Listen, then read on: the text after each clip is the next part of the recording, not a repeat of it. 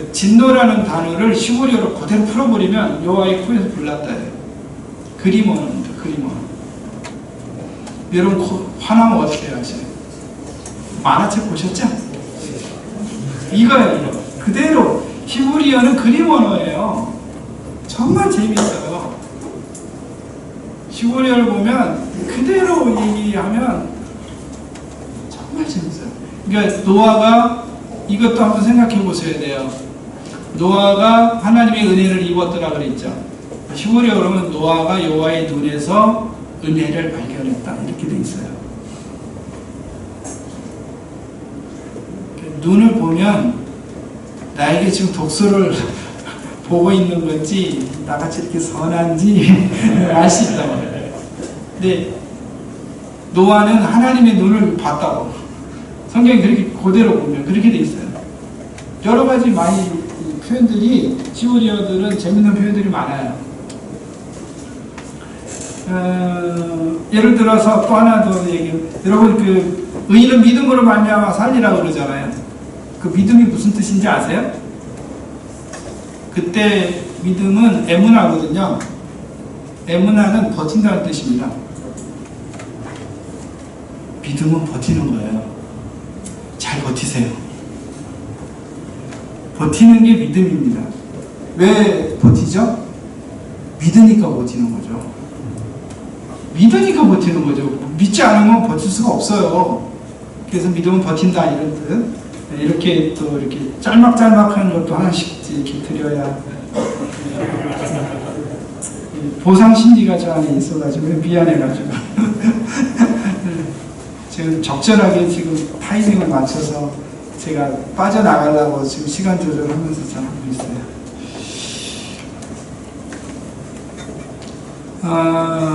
그러니까 성경을 읽을 때 이거는 설교적인 측면하고는 전혀 상관이 없지만 성경을 이해하는 측면에서 문해적 견지를 할 수가 있는데, 그러니까 그게 뭐냐면 성경의 본문의 시작 부분에 나오는 이야기는 뒷부분을 해석할 수 있는 단서를 줘요.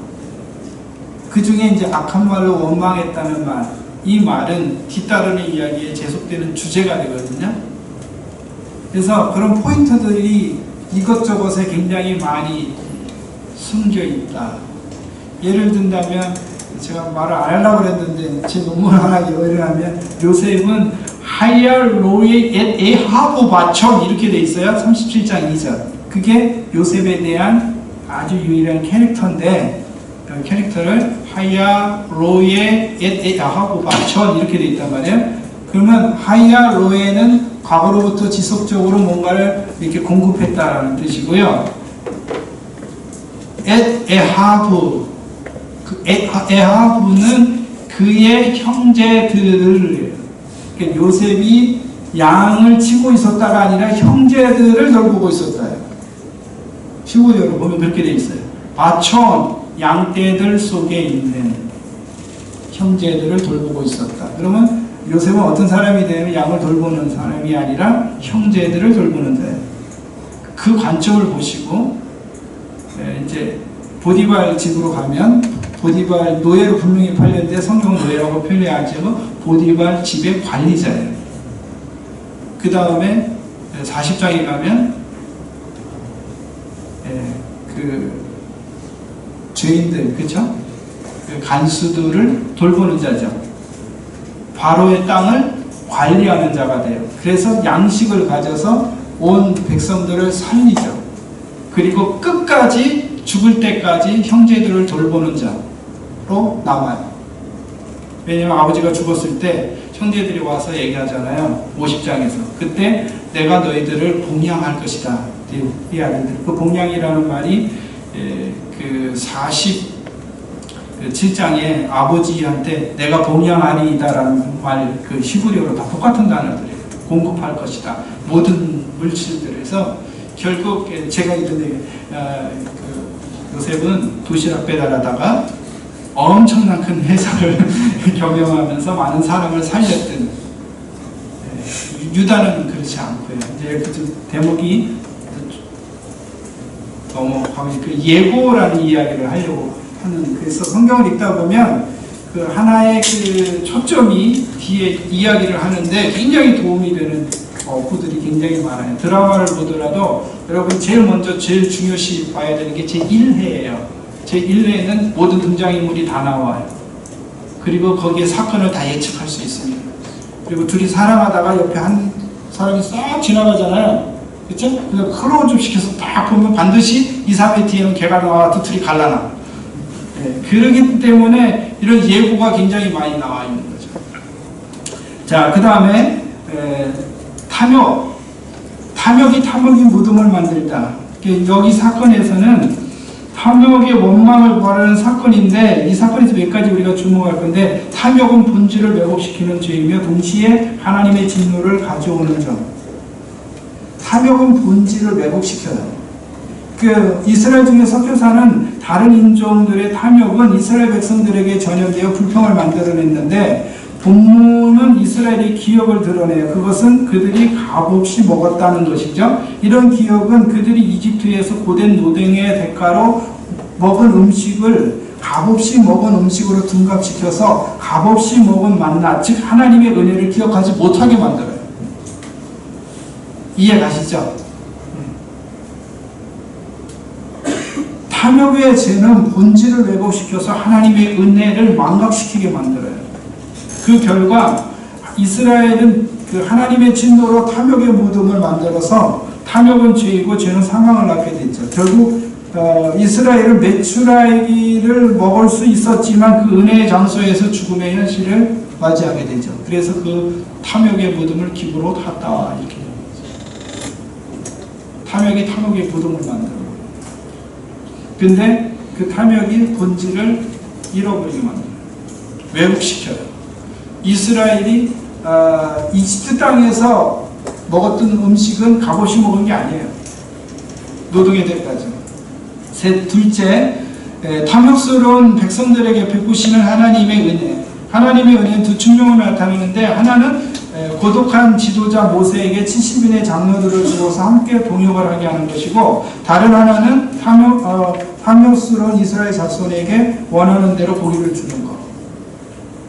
이게 이 사건이 일어나니까 모세가 너무 힘들다는 거죠. 나는 도대체 왜 이런 백성들을 줘서 혼자 이끌고 가느냐, 나 혼자 못하겠다 이렇게 얘기하니까 70인 장로들을 주어서 함께 동역하도록 만들었죠. 이게 하나님의 은혜죠. 목회하시다 보면 힘드시죠? 안 힘드신가 봐요? 힘드시죠? 동역자가 있잖아요.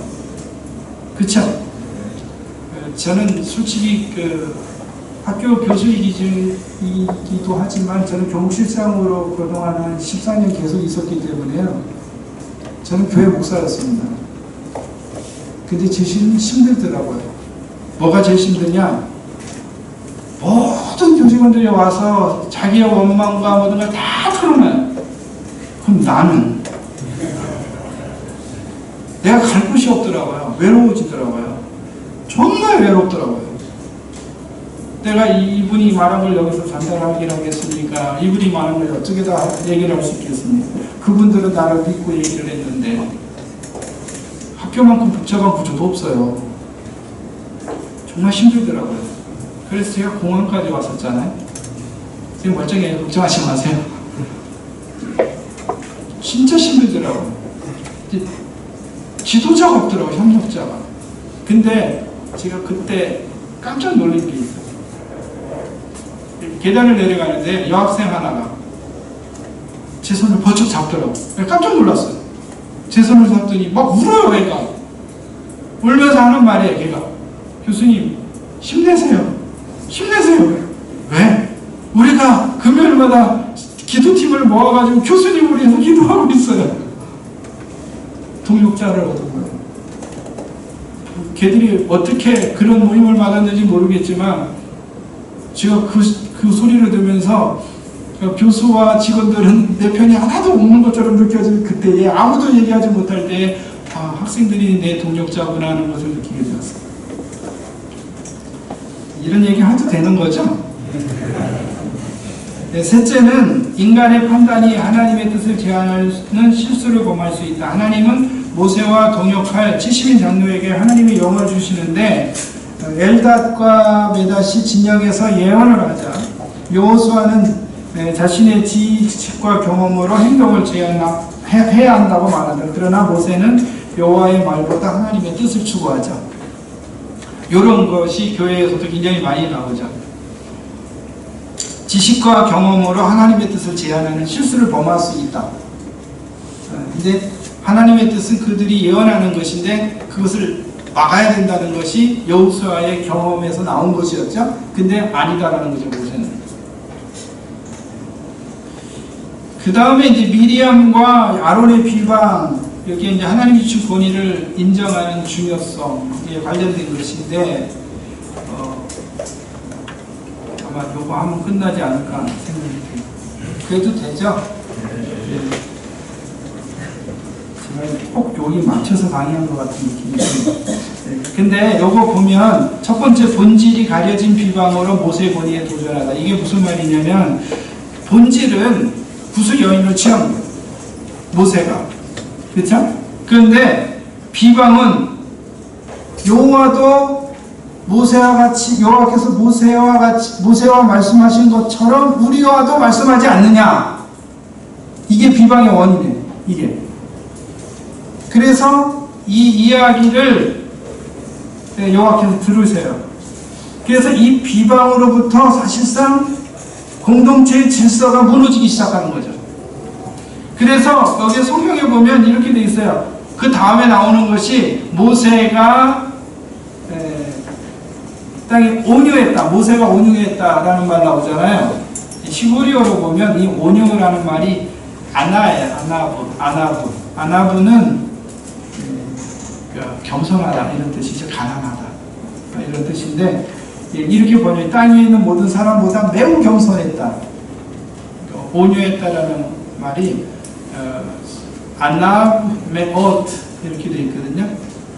그러니까 매우 겸손한 사람이었다. 이게 아론과 미리암과 아론의 대비되죠. 이는 그 측에 이렇게 도전하는데, 그래서 여호와께서 그들을 직접 부르셔서 모세의 우월성, 나는 선지자로 말하지만 나는 대면하여 말했다 이렇게 이야기하면서 그 우월성을 얘기하죠. 그래서 그 결과로 뭐가 되죠? 미리암이 이제 나병에 걸리죠. 그래서 진영 밖을 나가잖아요. 여기에서 우리가 이제 배우는 게 있죠. 그렇게 대드는 자를 위하여 모세가 기도했다는 거죠. 그러니까 회개와 중보의 필요성이 있는 공동체를 만들어가야 되는데, 이게 타이틀을 그렇게 잡은 거죠. 회개와 중보가 필요한 공동체. 그 사건을 보면서 모세의 기도는 딱 한마디예요. 고쳐주소서. 말이 많이 안 나와요. 고쳐주소서. 그러니까 교회가 어떤 공동체가 되어야 하느냐. 그러니까 권위에 대한 다툼이 일어날 때 본질이 아니라 비본질적인 것을 가지고 자신의 욕구를 채우려고 하는 사람들이 일어날수록 교회는 깨진다. 그래서 그럴 때 교회는 분리가 되죠. 그렇죠? 근데 여기에는 좀 재밌는 모습은 미리암이 공동체를 떠났단 말이에요. 그렇게 도전해서 나병이 들었어. 그럼 갈 수 있거든요. 근데 공동체는 그가 돌아올 때까지 기다렸다는 거예요.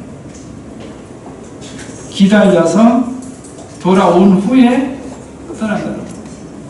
이게 이제 여기서 우리가 설교적 포인트로 잡을 수 있다라는 생각들. 우리 안에는 이제 좀 잘못된 분들이 좀 계실 수도 있고 어렵게 힘들게 하는 분들이 있죠. 요 얘기를 함으로써 제가 가나안 정탐꾼 보고는 하나만 딱 얘기하고 싶어요. 그건 뭐냐면 우리는 다수의 소리에 너무 민감한데 다수의 소리에 믿음의 소리가 묻혀버리는 경우 케이스가 이 케이스예요. 다수가 항상 좋은 건 아니에요. 그래서 성경 출애굽기나 레위기에 보면 이렇게 얘기해서 분명히 다수라고 두둔하지 말고 약자라고 도와하지 마라. 공의를 따라야. 이게 판단의 기준이거든요. 근데 여기도 동일하게 지금 다수에 의해서 믿음의 소리가 소수가 묻혀버리는, 근데 소수가 진리인데 이런 문제가 여기서 이제 나타나는 것을 볼 수 있어요. 마무리를 하겠습니다.